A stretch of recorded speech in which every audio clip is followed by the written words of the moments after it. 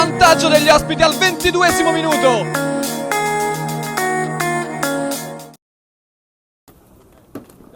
Buonasera e benvenuti al Circolo Canottieri Tevere Remo. Questa è la 15ª giornata di Serie C2, Girone A, quella in cui i padroni di casa della Tevere Remo alla destra dei vostri monitor cercheranno di tenere il passo delle primissime in classifica. Di contro lo Stimigliano, ospite in maglia rossa a sinistra dei vostri monitor, deve risollevarsi dalla posizione di classifica che attualmente occupa. Semicross, Urbanetti si gira, Gallori con un buon riflesso e ancora Gallori mette in corner. Guancioli ancora. Amadio si è allargato. Ha lo spazio Amadio. Parata plastica di Nicolò qui. C'è una distanza addirittura dal pubblico. Qui Guancioli è malamente servito. Di Tommaso! Errore tremendo da fallo laterale della Tevere Remo. Ne approfitta Di Tommaso che fa 1-0 per lo Stimigliano. Guancioli lungo e scivolata Antonica, il tocco che pareggia i conti per la Tevere Remo, l'uomo più attivo in avvio su assist di Guancioli, il trascinatore 1-1.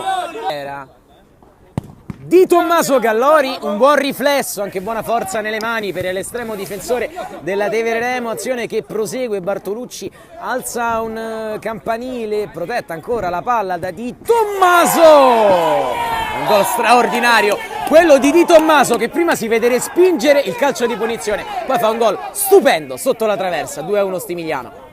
Qui Milani sale andando a destra, il sinistro che parte e che passa, è il gol del pareggio. Castelli appena entrato, un pizzico di fortuna, ma è 2-2. Schizza finora dimostrata anche nel prosieguo del match. Milani, Amadio, passa il pallone, è quello del vantaggio perché Signorelli attendeva Sornione ma con istinto killer sul secondo palo per la deviazione del 3-2. Un Pampana a disturbare la visuale di Gallori. Di Tommaso tocca fuori a Bartolucci e una sfortunata deviazione sul tiro teso di Bartolucci. Fa 3-3 per lo Stimigliano. Castroni, il sinistro di Castroni, gol straordinario, quello del 4-3 della Tevere Remo. È il piede opposto ma la lascia andare alla grande quella gamba. 4-3 in chiusura di primo tempo. Poi allargato su Signorelli, sempre un po' troppo a testa bassa. Signorelli si gira e trova una traversa, incredibile Signorelli. Attenzione al contropiede Bartolucci, Di Tommaso, esce Gallori ma non basta perché Di Tommaso trova il varco con la punta mancina per il nuovo pari dello Stimigliano, 4-4. Castroni, appoggio e tiro di Castroni. È un nuovo calcio d'angolo perché Nicolò l'ha ben respinta qui. Di Tommaso, diretto addosso a Gallori, ancora sul petto del coraggioso Gallori. Bartolucci!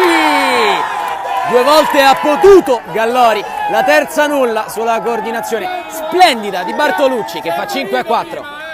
Sbagliano il retropassaggio, attenzione a Di Tommaso col destro. Gallori tiene in vita la Tevere Remo.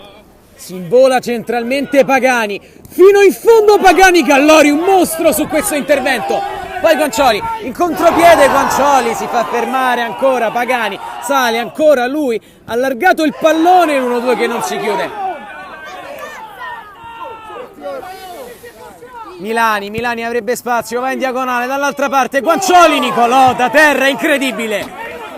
Castelli direttamente addosso a un avversario, è l'ultima azione del match, lo Stimigliano vince 5-4 in casa della Tevere Remo con un gran secondo tempo giocato dai giocatori in maglia rossa. Tevere Remo che deve rammaricarsi invece per come ha buttato via un match che stava conducendo per 4-3.